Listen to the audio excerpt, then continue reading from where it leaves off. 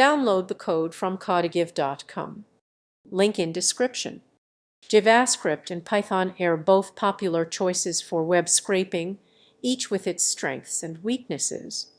Python is often preferred for its simplicity and readability, making it easier to write and maintain scraping scripts.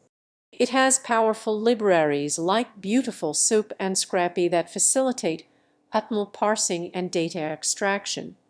Additionally, Python's extensive ecosystem supports various tasks, from data analysis to machine learning, which can enhance the scraping process.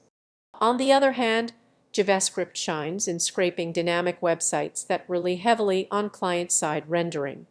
With libraries like Puppeteer and Cheerio, JavaScript can interact with web pages in real time, simulating user actions and handling asynchronous requests effectively. This capability allows developers to extract data from modern web applications that use frameworks like React or Angular. Ultimately, the choice between JavaScript and Python for web scraping depends on the specific requirements of the project, including the complexity of the target website and the developer's familiarity with the languages.